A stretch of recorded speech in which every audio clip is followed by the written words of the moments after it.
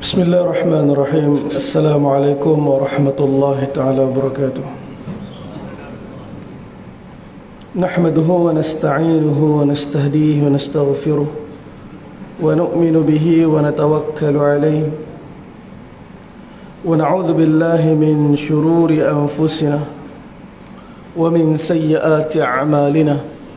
من يهده الله فلا مضل له ومن يضلل فلا هادي له ونشهد أن لا إله إلا الله ونشهد أن محمدا عبده ورسوله. أما بعد،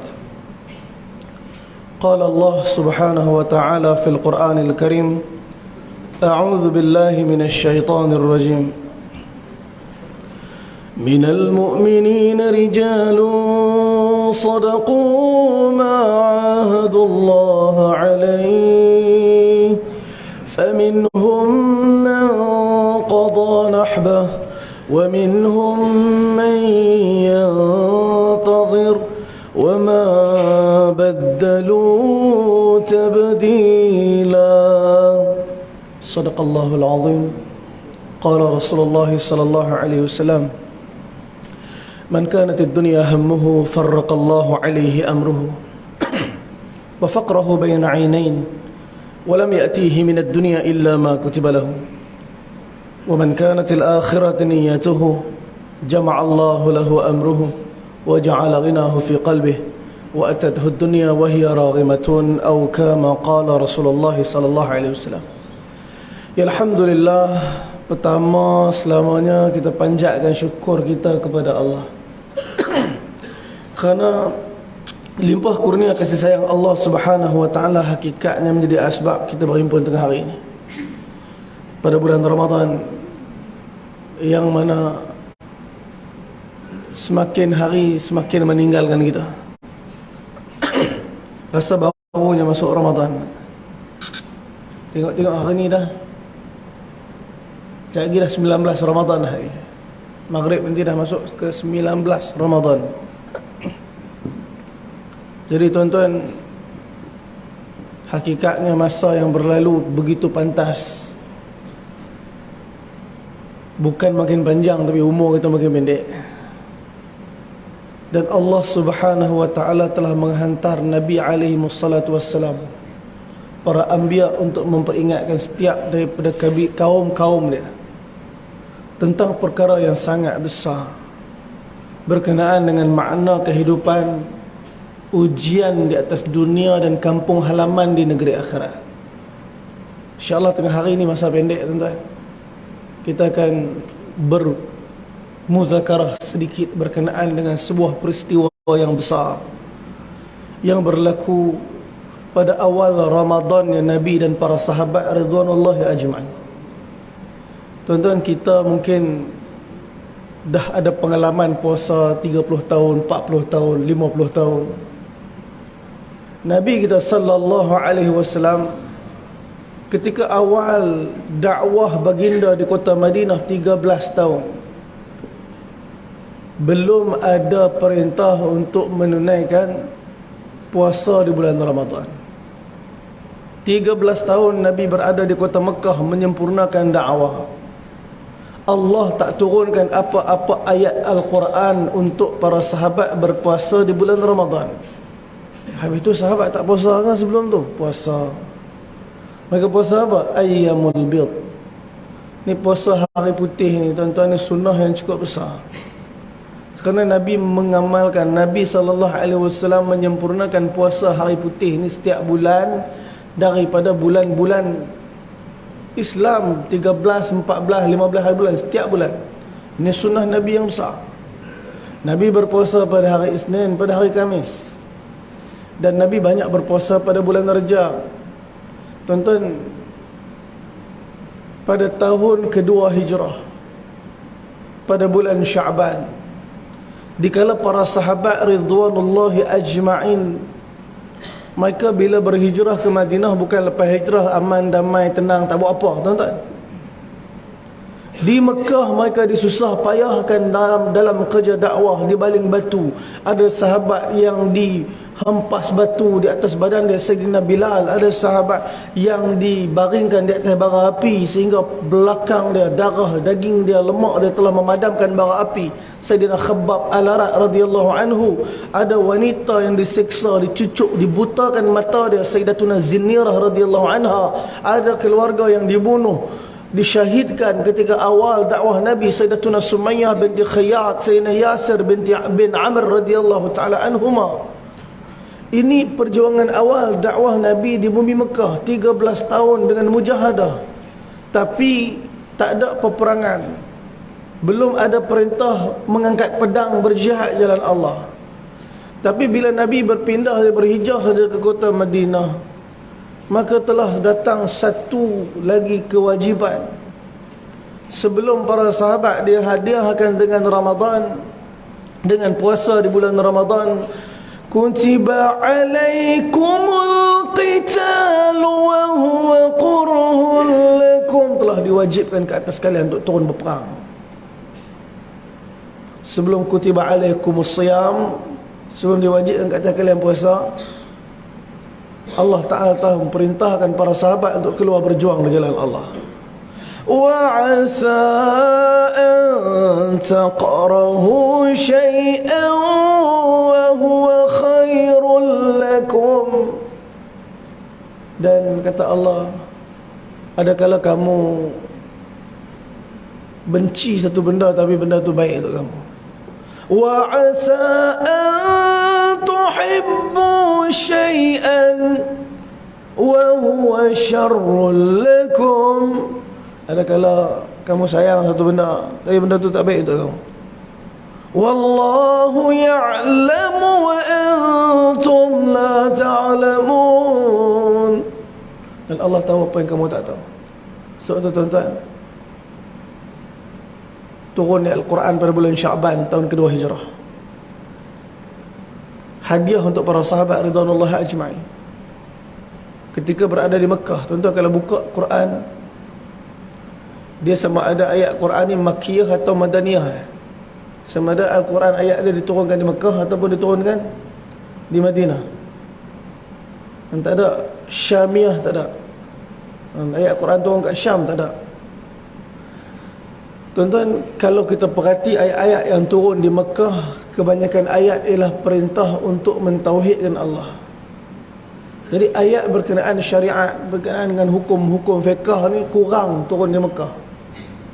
Dan ketika mana Allah memanggil para sahabat di kota Mekah, daripada ayat-ayat Makkiyah, kebanyakan ayat panggilan ya ayyuhal insan, ya abdi, ya ibadi, panggilan-panggilan wahai manusia, wahai hamba, ya ayyuhan nas.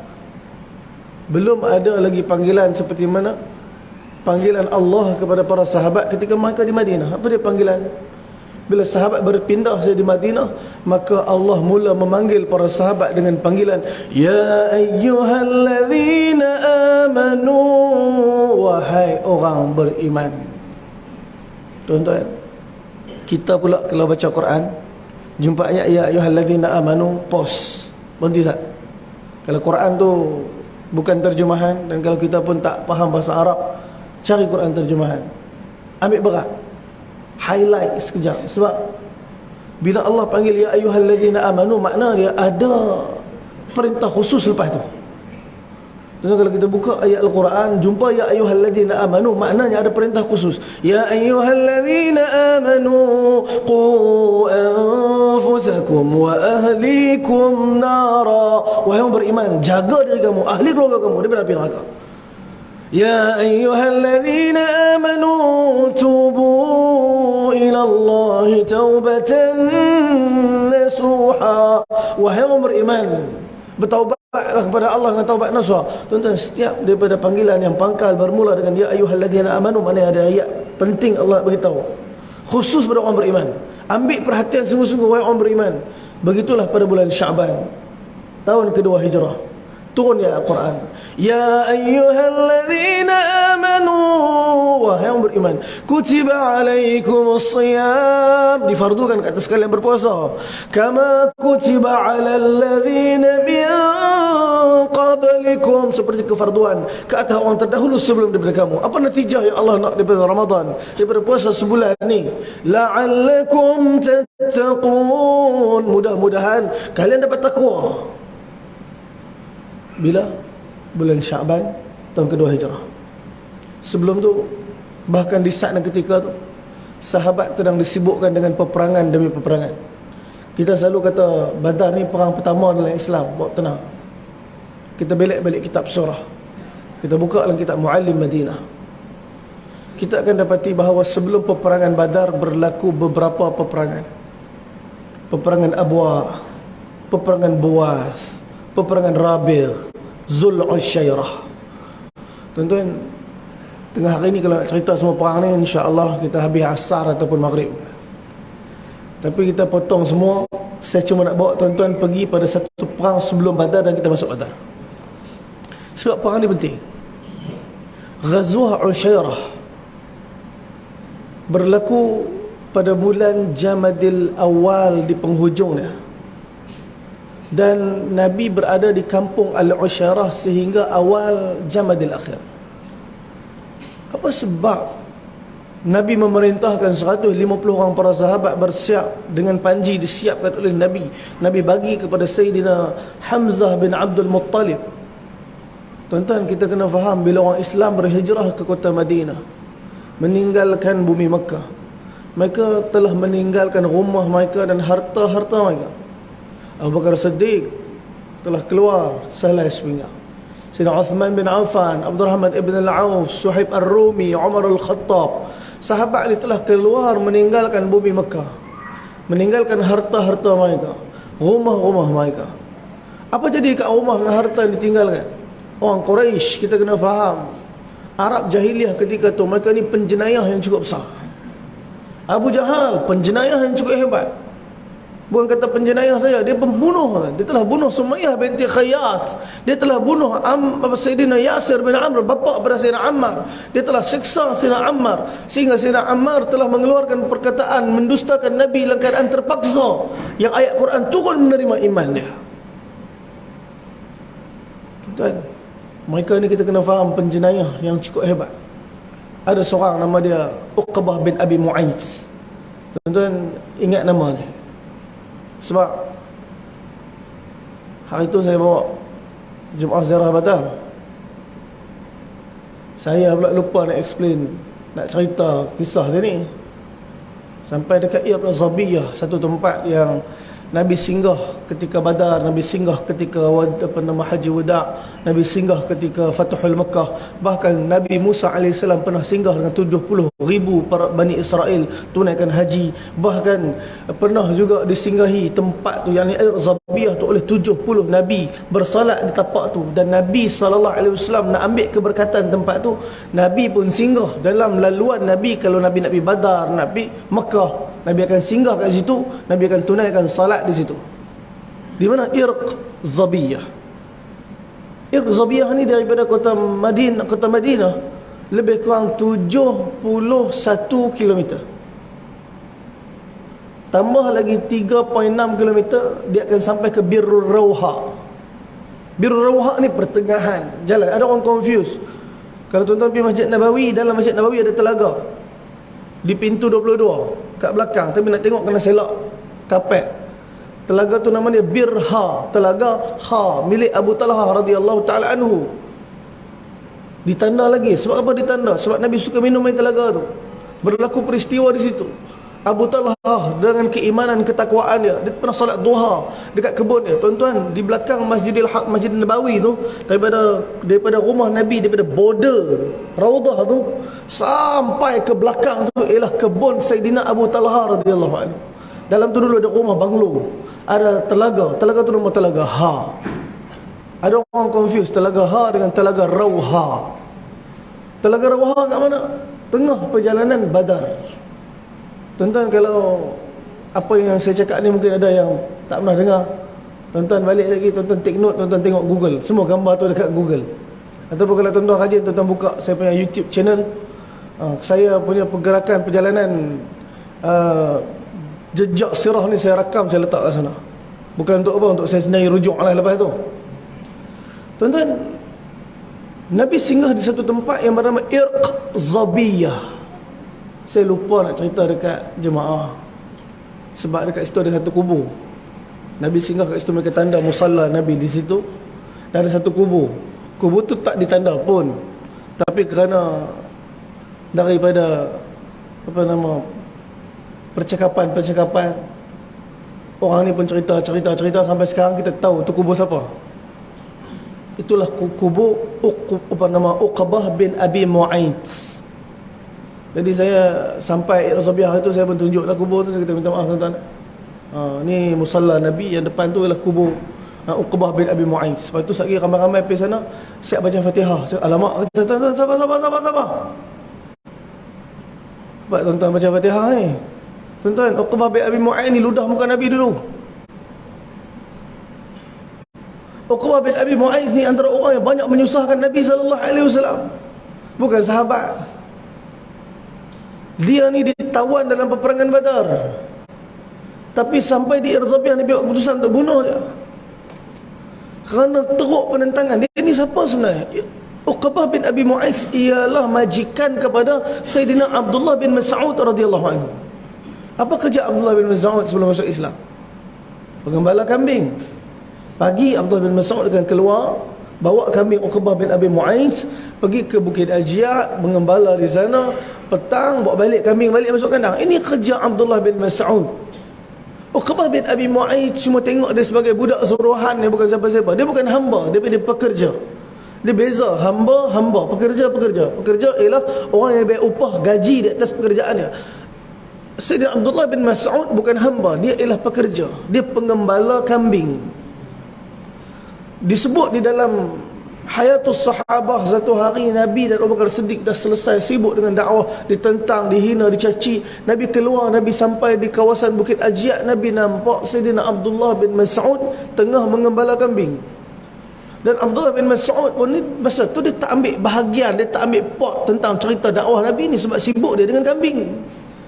Yang duduk menentang Nabi siapa dia? Abu Jahal. Yang menentang Nabi siapa? Abu Lahab. Yang menentang Nabi siapa? Abu Sufyan. Menentang Nabi siapa? Semua pembesar-pembesar Quraisy, Umayyah bin Khalaf. Mereka ni ialah orang-orang yang menentang Nabi masa tu di Darun Nadwah, parlimen Quraisy. Hari-hari sibuk parlimen Quraisy cerita macam mana nak hancurkan dakwah Nabi. Abdullah bin Mas'ud terlibat? Tak terlibat. Dia terlibatkan kambingnya. Tuan-tuan, Nabi habis selesai dakwah hari tu, Nabi penat, Nabi keluar. Dan Nabi nampak dia sedang gembala kambing. Nabi tanya dia, Nabi kata, wahai Abdullah, kalau ada susu kambing sikit untuk kami minum. Abdullah belum Islam masa tu. Dia kata, minta maaf, ini kambing bukan aku punya. Ini kambing cuma di bawah jagaan aku tak boleh bagi. Masya Allah. Nabi kagum dengan sifat amanah dia ni. Belum masuk Islam, sifat amanah tu dah ada pada diri Sayyidina Abdullah bin Mas'ud radhiyallahu ta'ala anhu. Nabi kata, kalau macam tu wahai Abdullah, ada tak apa mana-mana kambing betina yang belum, yang masih darah lah, yang belum pernah beranak, belum pernah mengandung? Maka Abdullah telah tunjuk satu kambing. Tuan-tuan, Sayyidina Abu Bakar Siddiq ni orang yang paling faham mansyah Nabi. Dia beza mansyah dengan talab. Talab ni keinginan. Mansyah ni bila Nabi nakkan sesuatu, Nabi tak payah tanya, dia tahu dah Nabi nak apa. Ni sifat Abu Bakar Siddiq. Abu Bakar Siddiq tak perlu tunggu arahan Nabi. Kita ada anak yang kita kena benda, kita kena suruh pun dia buat. Dan kita ada anak yang kita tak suruh pun, dia tahu kita nak apa, dia dah buat sebelum kita suruh. Ni Abu Bakar Siddiq memahami mansyahnya Rasulullah. Satu hari masa Nabi minta je kambing betina tu, Abu Bakar Siddiq dah cari batu. Cari batu yang melekuk supaya boleh tadah susu. Abu Bakar Siddiq seolah tahu dah Nabi nak buat apa ni. Ternyata Nabi pergi dekat kambing tadi, Nabi tepuk tempat susu kambing tu, bismillah. Tempat kambing tu tiba-tiba mengembang dan menitik-nitik susu keluar. Nabi telah perah susu kambing tadi. Nabi telah minum, Sayyidina Abu Bakar Siddiq telah minum.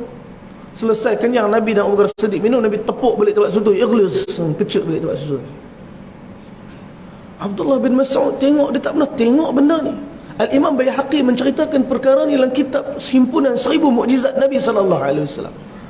Di saat Sayyidina Abdullah bin Mas'ud tengok benda ni, apa dia kata? Dia kata, "Alimuni hadha." Ajar aku macam mana kau buat ni.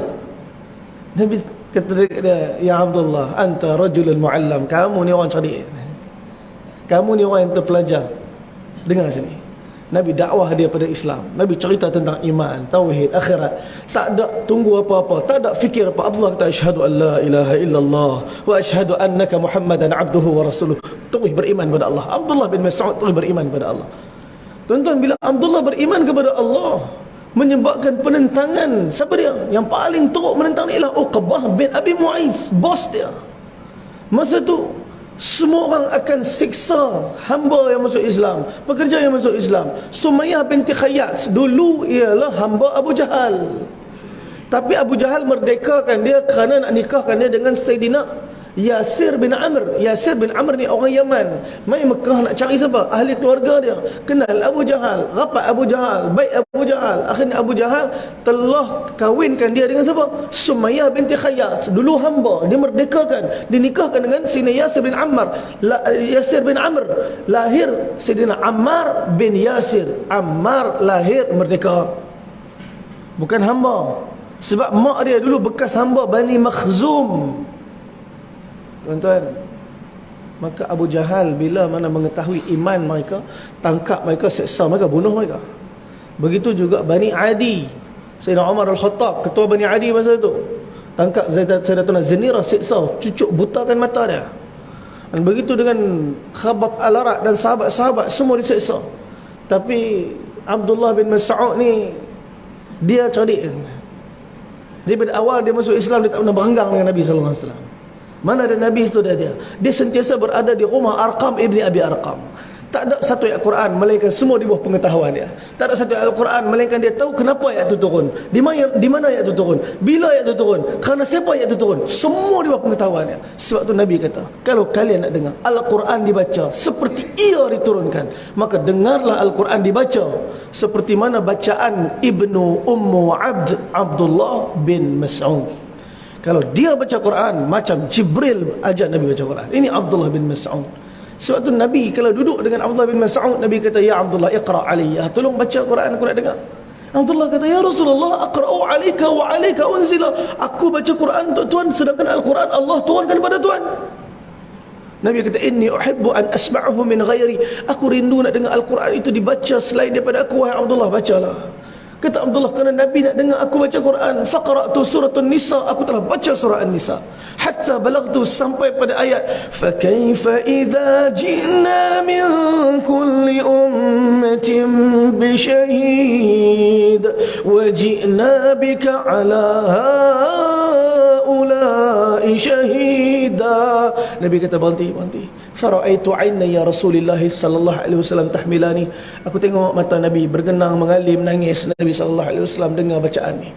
Tuan-tuan, surah apa Nabi Sayyidina Abdullah bin Mas'ud baca? Surah An-Nisa. Sampai ayat apa? Fa kaifa idza ji'na min kulli ummatin bi syahid. Bagaimana keadaan kalian di akhirat nanti? Setiap kaum akan dibawa oleh Allah saksi ke atas mereka. Waji'na bika ala haula'i syahida. Kamu wahai Muhammad akan jadi saksi untuk setiap daripada umat kamu.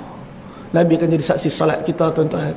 Nabi akan jadi saksi puasa kita, zakat kita, haji kita, dakwah kita, ta'lim kita, ibadat kita, khidmat kita, semua amalan kita yang menjadi saksi di akhirat nanti ialah Nabi yang sedang runsing, yang sedang risaukan keadaan kita. Dunia Nabi risau, wafat Nabi risau lagi.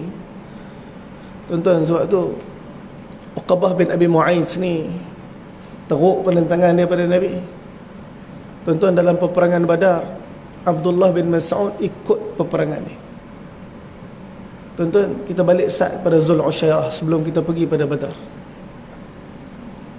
Zul Ushairah tujuannya ialah untuk sekat kafilah Abu Sufyan. Seluruh harta yang orang Islam tinggalkan di kota Mekah telah dirampas oleh orang Quraisy, orang musyrikin. Maka himpun seluruh harta ni, mereka bagi pada Abu Sufyan supaya Abu Sufyan bawa pergi ke Syam, jual barang-barang ni. Berita ni sampai kat Nabi. Kafilah Abu Sufyan meninggalkan bumi Mekah, bergerak ke Syam. Maka Nabi telah siapkan 150 para sahabat. Ini pasca peperangan Badar. Berlaku bila? Jamadil Awal, penghujung dia. Maka Nabi bergerak daripada Madinah sehinggalah lebih kurang 230 km Nabi sampai di sebuah kampung. Nama kampung tu Al-Ushayrah, kampung Bani Mudlij. Bila Nabi sampai di sana bersama 150 orang para sahabat, maka kata, ya Muhammad, Abu Sufyan, kafilah dia dah lajak dah, kalian lambat sikit lah. Maknanya intercept tu tak bertemu dengan Abu Sufyan, Nabi sampai lambat tempat tu.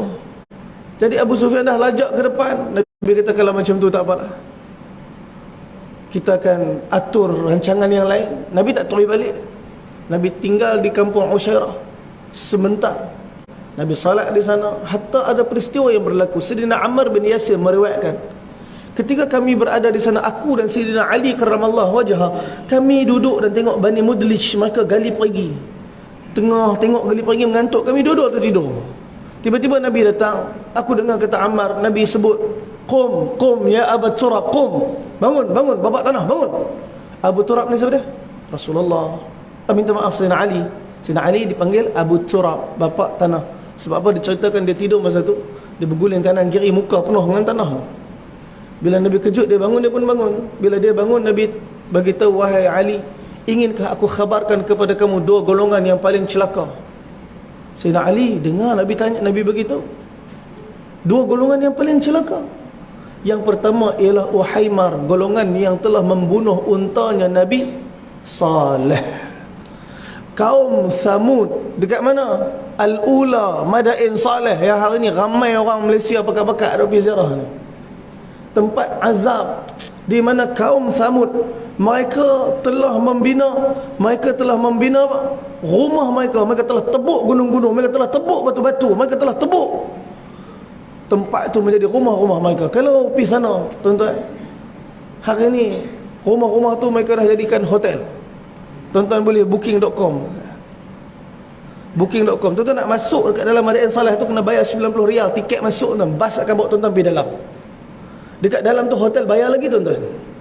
Masya Allah, pakat-pakat bayar nak duduk kat tempat azab.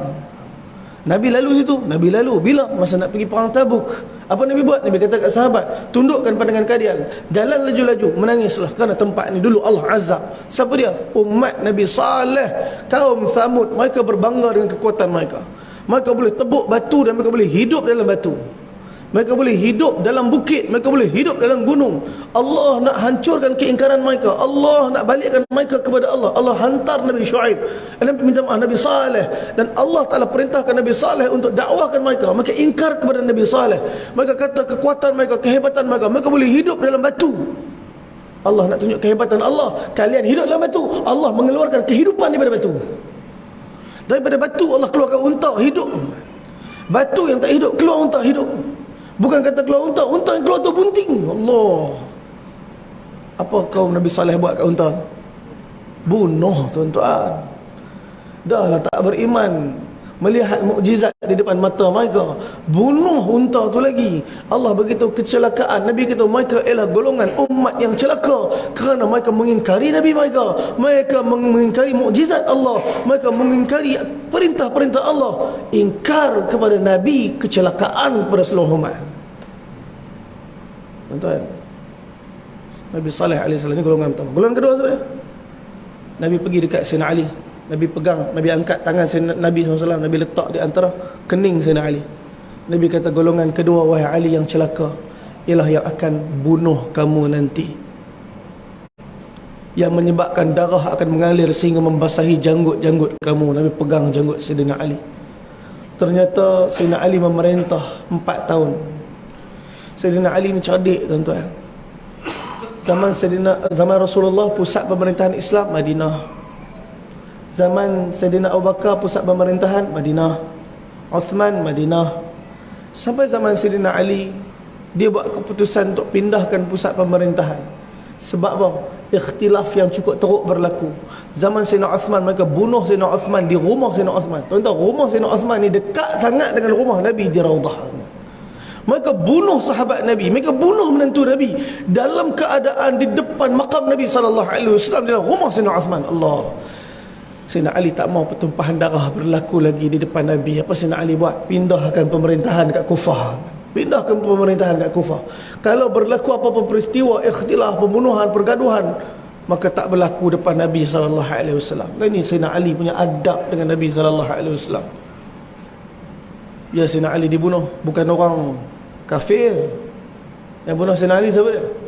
Abdul Rahman ibn Muljam, tuan-tuan. Orang Islam, hafizul Quran, guru agama yang mengajarkan Islam. Tapi kerana dalam hati dia apa? Fi qulubihim maradun fazadahumullahu marada. Dia ada orang bukan tak tahu agama, tapi dia tahu. Tapi dalam ni yang masalah, penyakit ni. Dengki orang, tak puas hati dengan orang. Dia bunuh Sayyidina Ali karramallahu wajhah, ditetak kepala Sayyidina Ali, tuan-tuan. Allah. Orang yang mengaku kita beriman kepada Allah, tak kala membenci para sahabat ridwanullah ajma'in, membunuh menantu Nabi, membunuh sepupu Nabi SAW. Macam mana dia boleh rasa lagi dia beriman? Tuan-tuan, dia ditangkap untuk diqisas. Apa perkataan yang keluar dari mulut Abdul Rahman bin Muljam? Dia kata, kalian potonglah jasad aku sekeping-sekeping, kerana aku ingin melihat jasad ni gugur di jalan Allah. La ilaha illallah. Tuan-tuan, nak mati dah pun rasa betul lagi.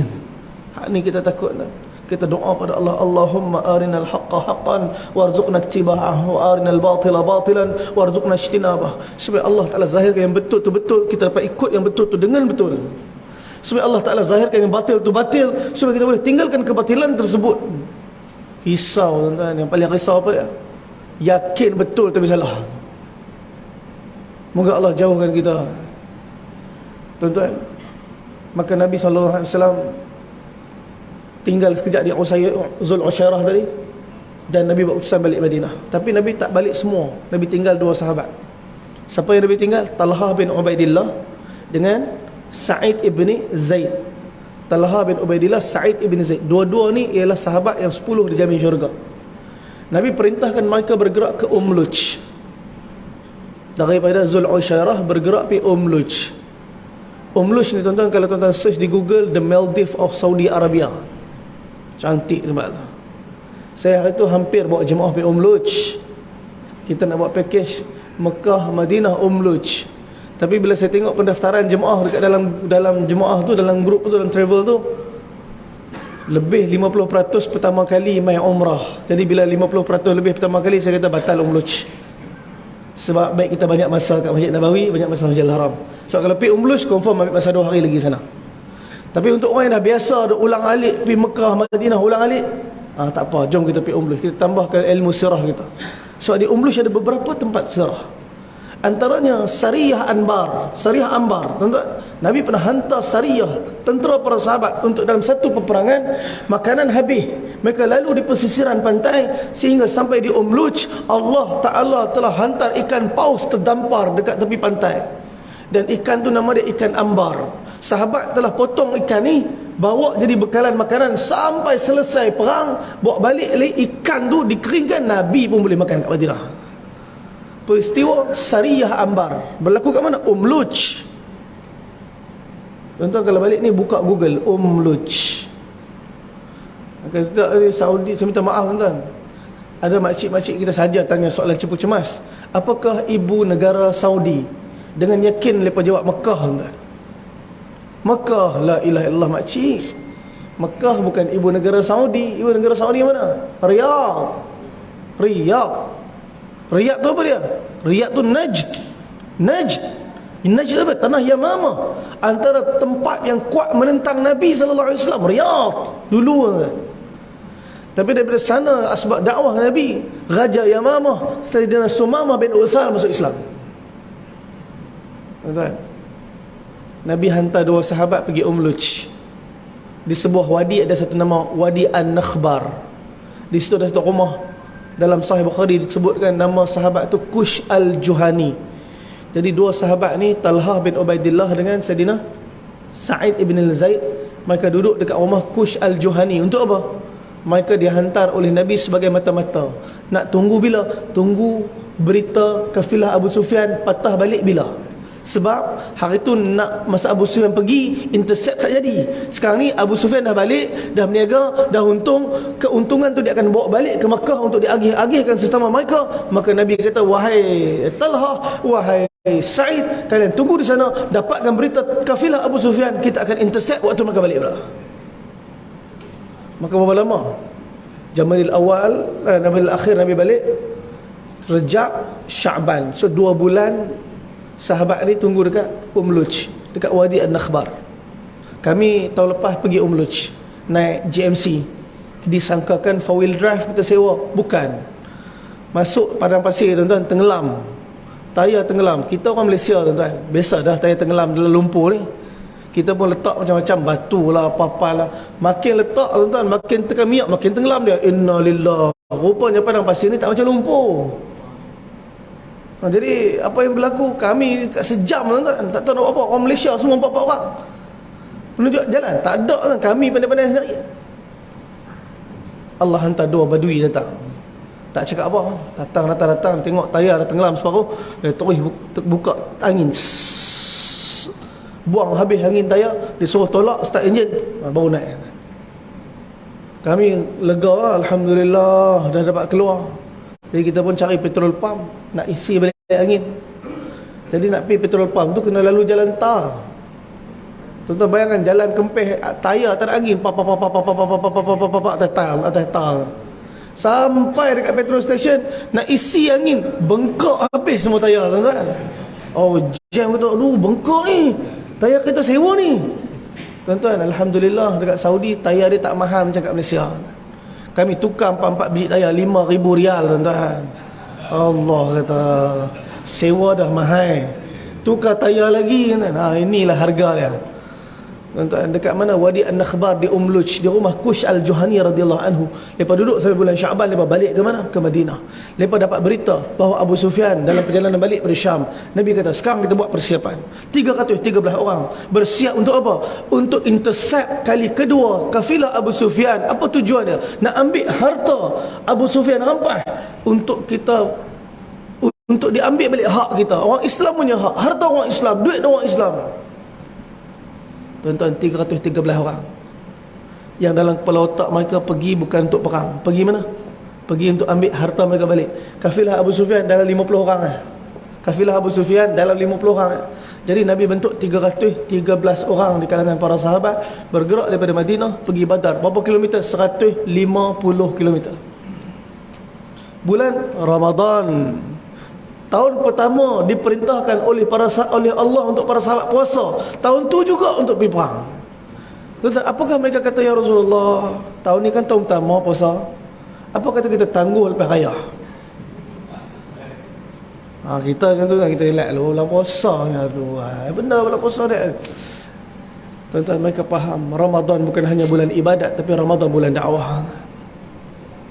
Mereka bergerak 313 orang, 70 ekor unta, 2 ekor kuda, 1 ekor unta, 3 orang naik. Termasuklah unta Nabi SAW. Kod-kod Nabi VVIP tuan-tuan, naik seorang-seorang. Tak, Nabi pun naik 3 orang. Tuan-tuan, ada sahabat yang tak ada pedang pun, ada sahabat kasut pun tak ada. Kerana dalam kepala mereka, kita nak pergi ambil harta kita, bukan nak pergi perang. Tapi bila sampai tempat yang saya cerita kat tuan-tuan tadi, mana? Irq Zabiyah. Tuan-tuan buka YouTube, tuan-tuan type Irq Zabiyah. Sampai di situ Nabi dapat berita. Apa dia? Abu Sufyan telah menghantar utusan. Ini special punya delivery tuan-tuan, ninja van. Nabi hantar, Abu Sufyan hantar satu orang lelaki yang bernama Damdam. Damdam pecut daripada mana? Daripada perjalanan Syam daripada kawasan Luj, daripada Yanbu' tu, pecut terus ke Mekah, lebih kurang 400-500 km sampai di Mekah. Damdam telah potong telinga unta dia, darah tadi diletakkan di badan dia, dikoyak-koyakkan baju dia, dia naik atas Jabal Abi Qubais. Jabal Abi Qubais kat mana? Belakang Bukit Safa. Sekarang dibina istana singgah Saudi. Dulu kita nampak seketul bukit kat sana. Sekarang tuan-tuan pergi Mekah, apa pun tak nampak, bukit apa pun tak nampak. Mutawif kata, tuan-tuan, itu Jabal Abi Qubais. Garu kepala jemaah, mana Jabal ni ustaz? Mana bukit? Tak ada bukit pun. Tu bukit lah tu dulu. Sekarang ni dibina istana atas bukit tu, dia palam habis keliling, tak nampak bukit langsung dah.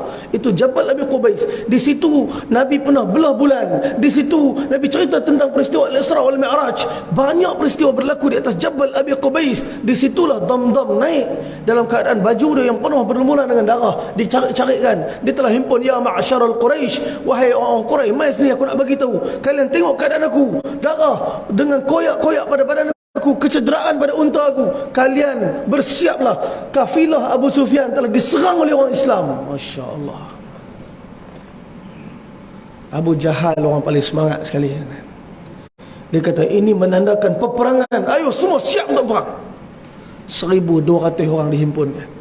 Dalam 1,200 orang tu ada satu orang lelaki yang hidayat sikit lagi nak masuk. Sekejap nak masuk, tolak. Sekejap nak masuk, tolak. Siapa dia? Utbah bin Rabi'ah. Utbah bin Rabi'ah ni siapa dia? Utbah bin Rabi'ah ni salah seorang pembesar Quraisy yang pernah Nabi masuk dalam kebun dia masa dekat Taif. Masa Nabi dibaling batu di Taif, berdarah teruk di Taif, Nabi masuk dalam satu kebun anggur. Nabi berehat dalam kebun anggur. Kebun anggur tu milik siapa? Utbah bin Rabi'ah. Dia tengok Nabi cedera, Nabi berdarah, Nabi menangis, Nabi sakit, Nabi sedih. Dia jadi kesian, dia petik buah anggur nak bagi Nabi makan, cuma tak jadi. Sebab dia fikir ni kalau Utbah bagi Muhammad makan ni, nanti orang Mekah dapat tahu apa Abu Jahal akan cakap ni, apa Abu Sufyan akan cakap, apa Abu Lahab akan cakap. Takkan Utbah bantu Muhammad ni? Tak boleh, tak jadi. Patah balik. Anggur dah ada dah. Panggil khadim dia. Siapa dia? Adas. Satu orang Nasrani, budak Nasrani. Adah bagi-bagi. Sebab tu Adah masuk Islam. Utbah tetap memerangi Nabi.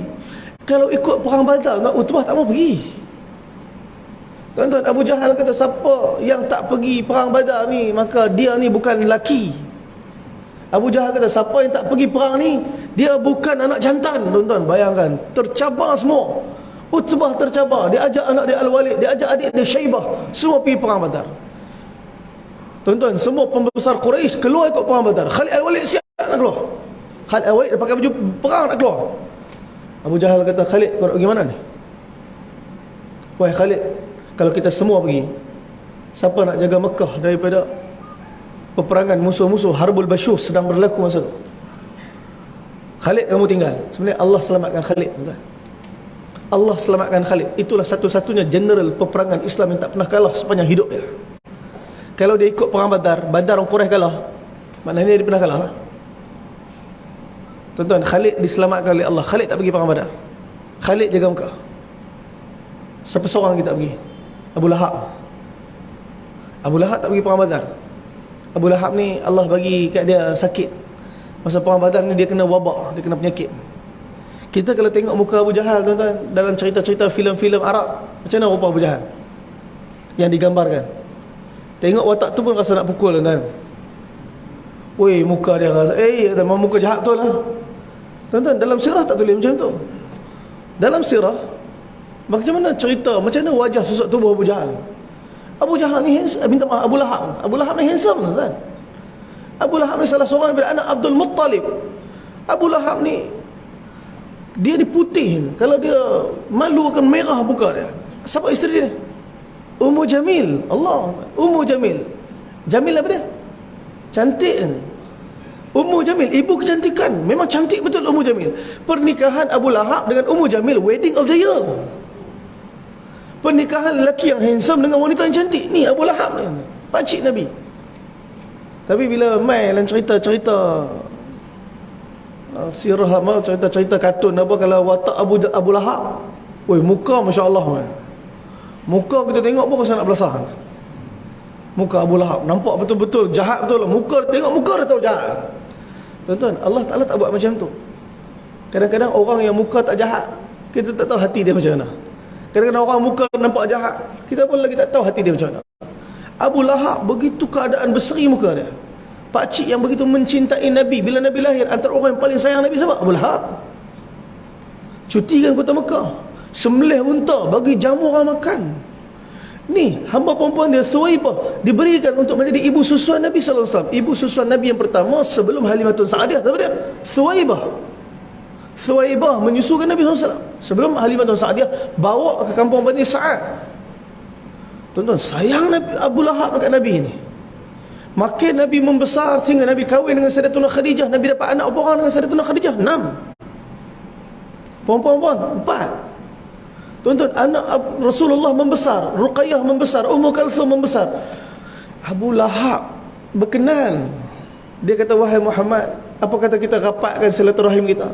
Dan sekarang ni Nabi anak saudara Abu Lahab. Sekarang ni apa kata kita rapatkan jurang persaudaraan kita? Aku nak masuk meminang 2 anak perempuan kamu untuk 2 anak lelaki aku. Anak lelaki Abu Lahab apa dia? Yang pertama Utsbah bin Abi Lahab, yang kedua Utsaibah bin Abi Lahab. Dinikahkan dengan siapa? Ruqayyah binti Rasulullah, Ummu Kalthum binti Rasulullah. 2 anak Abu Lahab nikah dengan 2 anak Rasulullah. Tuan-tuan, sekarang ni Nabi dengan Abu Lahab makin apa? InsyaAllah sayang Abu Lahab dengan Nabi. Sampai bila? Sampailah wahyu turun. Sampailah Nabi mula buat dakwah, ajak manusia pada Allah, ajak manusia pada iman, ajak manusia pada akhirat. Maka penentangan bermula daripada situ.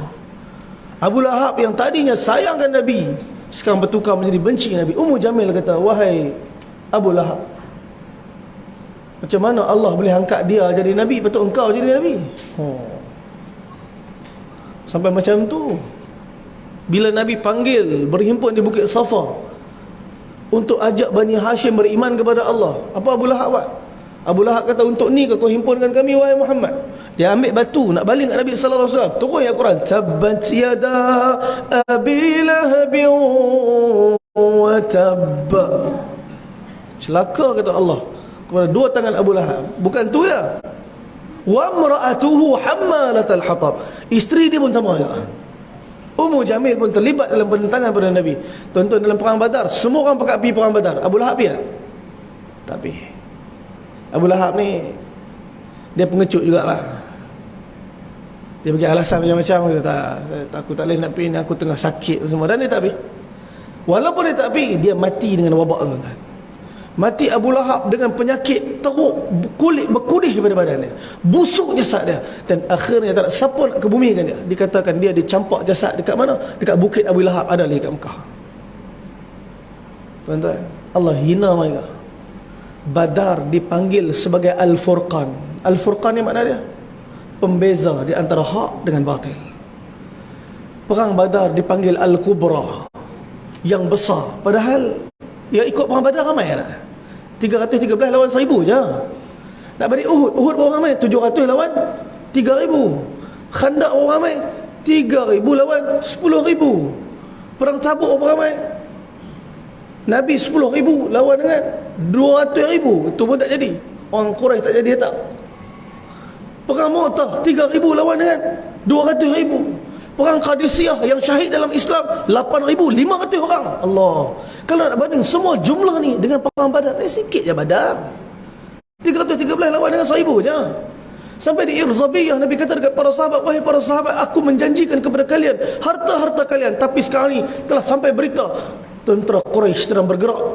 Sekarang ni apa pandangan kalian? Nabi bermesyuarah dengan sahabat kat mana? Dekat Irzabiyah, dekat dengan Birrul Rawha. Tuan-tuan, saya pendekkan cerita. Akhirnya para sahabat bersedia untuk bersama Nabi dalam perang Badar. Senjata tak cukup. Ada yang tak ada kasut, ada yang tak ada pedang.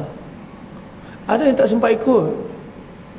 Orang Ansar ada yang tak sempat ikut sebab mereka sangka ni bukan perang, ni nak pergi ambil harta je. Siapa dia? Anas bin Nadar radhiyallahu anhu, pakcik Anas bin Malik.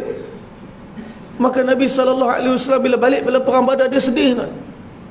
Dia jumpa Nabi, kata, ya Rasulullah, aku tak sempat ikut Badar, tapi kau akan tengok apa yang aku buat di masa perang Uhud. Ternyata dia syahid dalam perang Uhud. Turun ni Al-Quran yang saya baca mula-mula tadi. Kata Al-Imam Jalaluddin As-Sayuti dalam kitab Asbabun Nuzul, syahidnya Sayyidina Anas bin Nadar, dicincang wajah dia, hancur. Turun ni Al-Quran, minal mu'minina rijalun sadaqu ma'ahadullah alaih. Di kalangan lelaki-lelaki yang beriman itu ada yang benar janji mereka dengan Allah. Apa dia janji dengan Allah? Dia kata, ya Rasulullah, aku tak dapat pergi perang Badar, kau tengok apa yang aku akan buat dalam perang Uhud nanti. Masya Allah. Dia perang sampai syahid, sampai wajah dia dicincang, sampai tak ada orang kenal ahli keluarga dia tu pun tak kenal dia siapa, melainkan adik perempuan dia.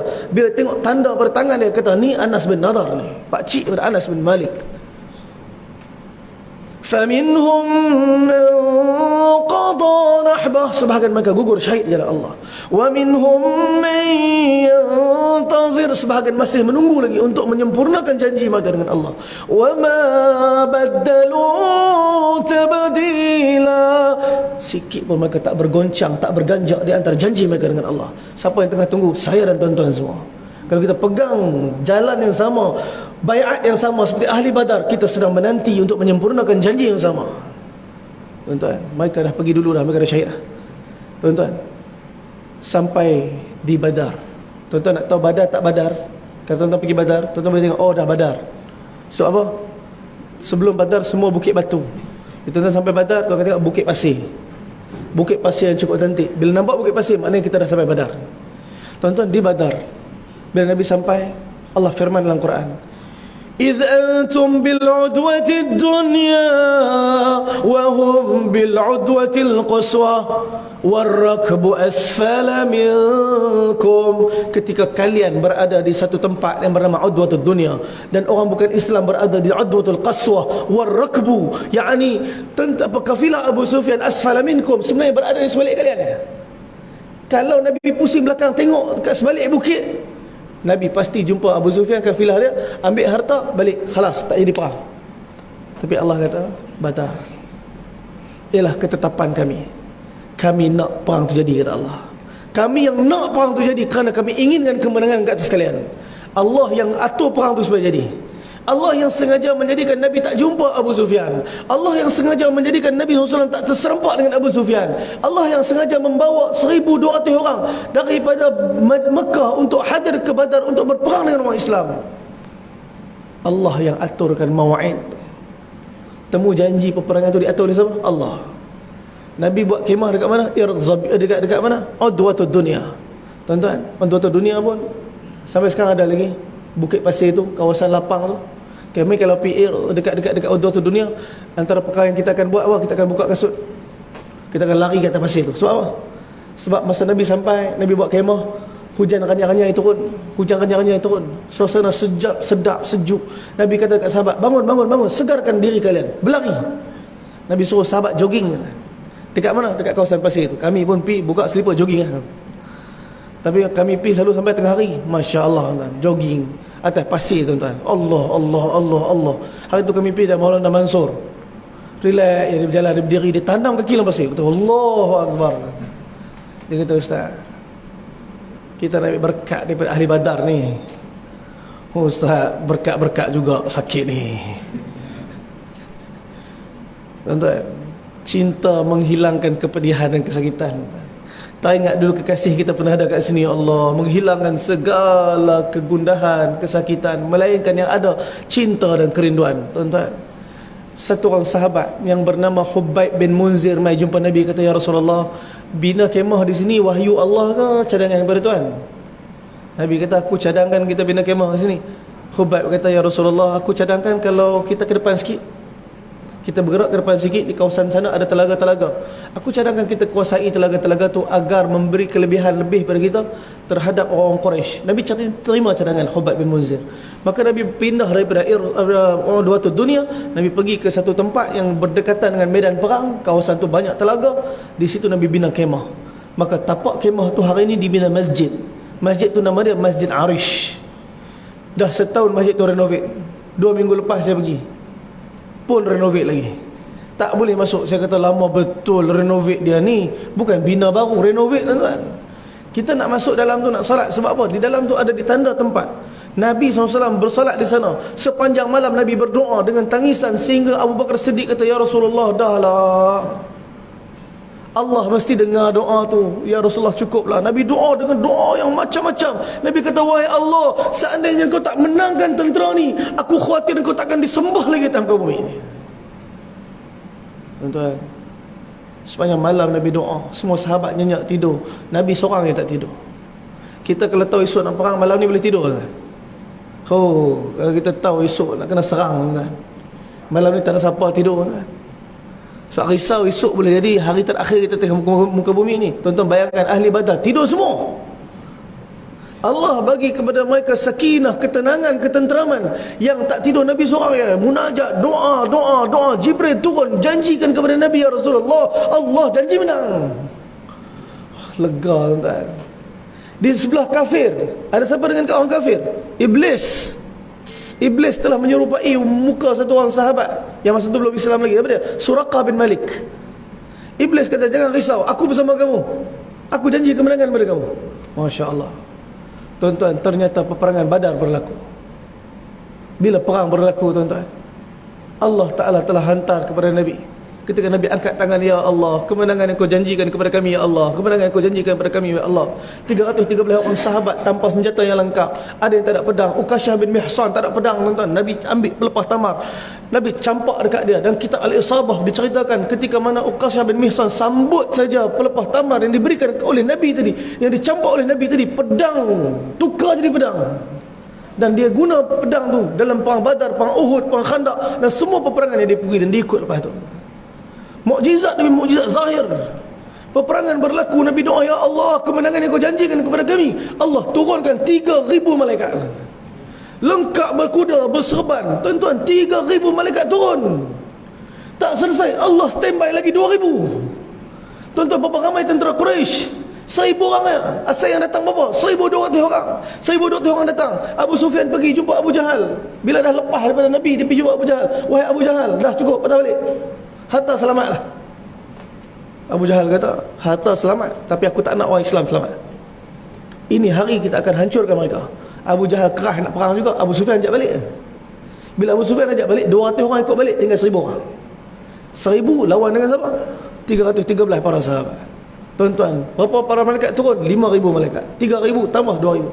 Allah Ta'ala boleh buat, tuan-tuan. Ingat tak Nabi Lut alaihi salam? Apa berlaku pada umat Nabi Lut? Cukup Jibril ya, tuan-tuan. Cukup Jibril, hujung sayap angkat telangkuk, habis semua. Satu kota mati semua. Allah boleh buat tak pada tentera Quraisy macam tu di Badar? Boleh. Tapi Allah nak muliakan mereka.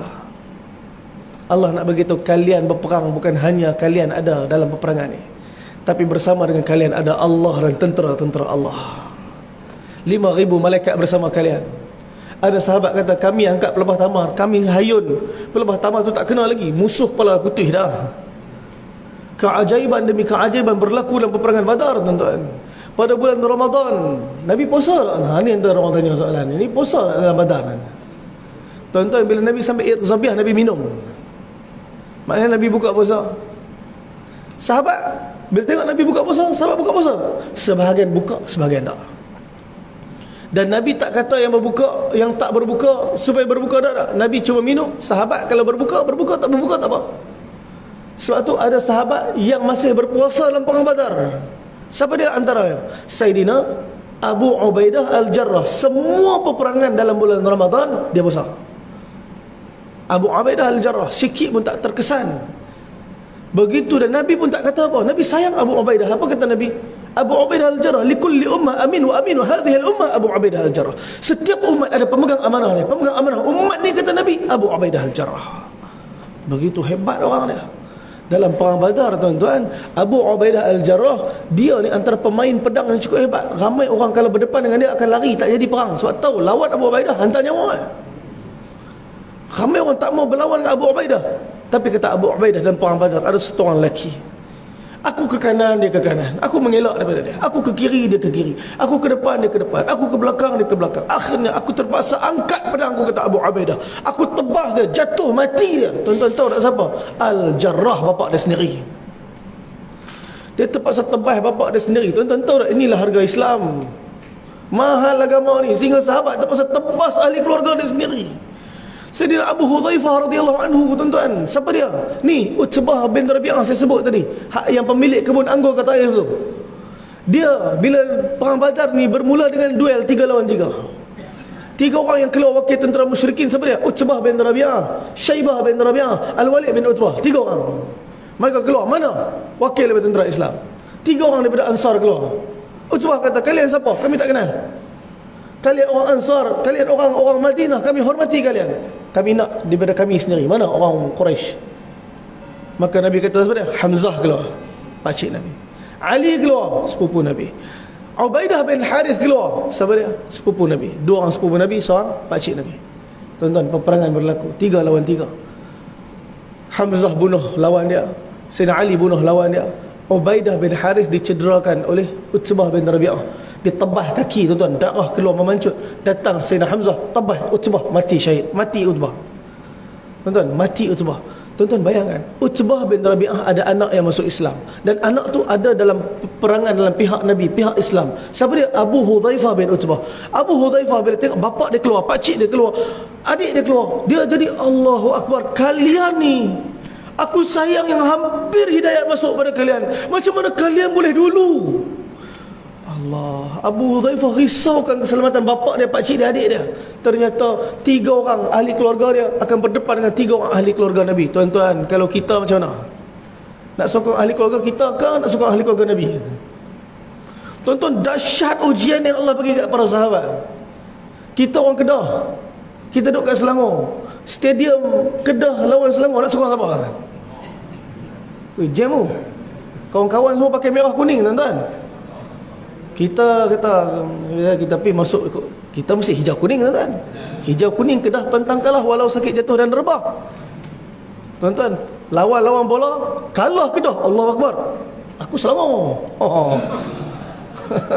Jadi Selangor terus. Tuan-tuan, ni bola boleh lah, tuan-tuan. Ini cerita Badar ni, tuan-tuan. Nabi beritahu apa? La tu'min ahadukum hatta akun ahabba ilaih min walidihi wa walidihi minan nasi ajma'in. Tak sempurna, kata Nabi, iman satu orang seandainya aku tidak dicintai oleh dia lebih daripada bapak-bapak dia, lebih daripada anak-anak dia, lebih daripada seluruh manusia di kalangan dia. Allah. Macam mana dengan Abu Hudzaifah kan? Bapak dia, pakcik dia, adik dia berperang dengan pakcik Nabi, sepupu Nabi. Allah, akhirnya dia melihat di depan mata dia seorang-seorang ahli keluarga ditebas oleh semua ahli keluarga Nabi sallallahu alaihi wasallam. Tuan-tuan, sedih dia, mengalir air mata. Di saat para sahabat melaungkan Allahu Akbar, Allahu Akbar, Allahu Akbar, ahadun ahad, ahadun ahad, ahadun ahad. Tuan-tuan, pelan dia kata Allahu Akbar, Allahu Akbar. Kerana kematian bapak dia menyedihkan. Mati bapak dia dalam kafir, neraka sampai bila-bila, tuan-tuan. Ini harga peperangan Badar. Orang Islam dimenangkan oleh Allah. Orang kafir bila melihat Suraqah bin Malik patah balik, iblis tadi patah balik, berlalu melintasi siapa dia? Abu Jahal. Abu Jahal tanya, wahai Suraqah, kau nak gimana ni? Kau janji pada kami menang. Suraqah kata apa? Iblis kata apa? Aku nampak apa yang kalian tak nampak. Iblis nampak apa? Iblis nampak malaikat turun. Orang Quraisy tak nampak. Iblis lari dulu. Apa dia dekat Abu Jahal? Abu Jahal mati. Dibunuh oleh siapa? Budak-budak, tuan-tuan. Ada 3 orang budak, Mu'awith, Mu'az. 3 orang mai jumpa Abdurrahman bin Auf. Wahai pakcik, Abu Jahal mana Abu Jahal? Abdurrahman heran. 3 orang budak tanya Abu Jahal. Abu Jahal, kenapa Abu Jahal? Kami dengar pakcik dia menyusahkan Nabi SAW kat Mekah. Tunjukkan kami mana Abu Jahal. Kata Abdurrahman, aku cari Abu Jahal. Aku nampak Abu Jahal.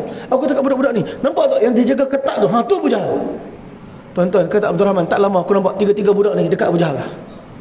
Mereka selinap masuk dan mereka telah cederakan kuda Abu Jahal. Abu Jahal jatuh. Mereka telah serang Abu Jahal, sehingga salah seorang pada mereka dibunuh oleh Ikramah bin Abu Jahal, anak Abu Jahal. Abu Jahal nyawa-nyawa ikan, hampir mati. Datang siapa? Abdullah bin Mas'ud. Abdullah bin Mas'ud datang, pijak dada Abu Jahal dengan pedang diangkat. Wahai Abu Jahal, apa yang kamu nampak pada hari ini? Apakah kemenangan ke atas orang Islam? Tuan-tuan, dibunuh Abu Jahal. Siapa bunuh Abu Jahal? Abdullah bin Mas'ud radhiyallahu ta'ala anhu. Hak kita cerita mula-mula tadi. Dan mati Abu Jahal, mati Umayyah bin Khalaf, mati Utbah bin Rabi'ah, mati Syaibah bin Rabi'ah. Tuan-tuan, yang mati dalam perang Badar orang kafir 70 orang. Yang ditawan orang kafir 70 orang. Yang syahid dalam tentera Islam berapa orang? Mula-mula 13 orang. Mula-mula 13 orang. Semua ditanamkan di Badar. Pakcik minta maaf, sepupu Nabi tadi nama apa? Ubaidah bin Harith. Ubaidah bin Harith cedera parah, kaki dia tak pergi berdarah. Nabi kata, wahai Ubaidah, balik dulu, kami nak selesaikan hal Badar. Ubaidah balik. Dalam perjalanan balik 28 km daripada Badar, Wadi Zafiran, di situ dia telah gugur dan syahid. Dan dia ialah sahabat yang ke-14 menjadi syuhada Badar. Tapi ditanam di mana? Di Wadi Zafiran. On the way nak balik ke Mekah. Nabi balik daripada Badar, Nabi singgah situ, Nabi salat. Lepas Nabi angkat kepala Nabi daripada sujud, keluar air daripada dahi Nabi sallallahu alaihi wasallam. Sampai hari ni telaga tu ada lagi, air tu ada lagi. Itulah telaga Zafiran, berdekatan dengan makamnya Ubaidah bin Haris sepupu Nabi.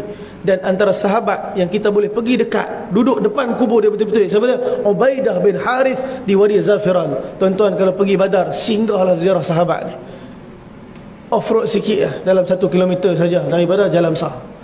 Tuan-tuan, kemenangan untuk para sahabat. Nabi bagi tahu apa? Ahli Badar, Allah ampunkan dosa mereka sebelum selepas. Bukan makna mereka ni maksum, tapi kalau mereka terbuat dosa, maka Allah akan jadikan mereka cepat-cepat diberikan taufik untuk mereka bertaubat pada Allah Subhanahu wa taala. Ini kelebihan ahli Badar. Semoga Allah bagi semangat Badar kepada kita dalam bulan Ramadan ini, tuan-tuan.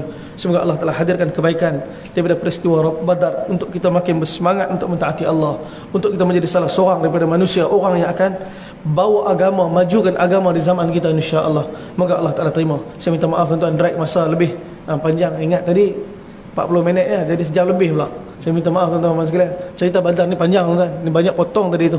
Moga Allah Subhanahu wa taala terima dan mudahkan, insya-Allah. Yang baik daripada Allah Subhanahu wa taala, yang tak baik pun daripada Allah, tapi kerana dosa dan kelemahan saya minta ampun daripada Allah. Saya minta maaf kepada tuan-tuan sekalian. Kita doa sikit, moga amin kepada tuan-tuan sekalian. Pada tengah hari ini Allah Subhanahu wa taala terima kita semua, insya-Allah. Bismillahirrahmanirrahim. Alhamdulillahi Rabbil Alamin. Wassalatu wassalamu ala rasulina Muhammadin wa ala alihi wa sahbihi ajma'in. Allahumma ya awwal al-awwalin wa ya akhir al-akhirin wa ya dhal quwwati al-matin wa ya rahim al-masakin wa ya arhamar rahimin ya arhamar rahimin. Ya Allah, Tuhan yang sedang pandang kami, pandanglah kami seperti mana dulu kau pandang Nabi dan para sahabat, ya Allah. Tangan kami yang kami angkat ke langit ini berlumuran dengan dosa, ya Allah. Kalau kau zahirkan dosa-dosa kami, pasti timur dan barat ke hitam dengan dosa ni, ya Allah. Tolonglah, ya Allah. Selamatkan kami daripada azab pedih api neraka Engkau, ya Allah. Kerana kekufuran dan keingkaran kadang-kadang kami, ya Allah, ke atas kelemahan nafsu kami, ya Allah.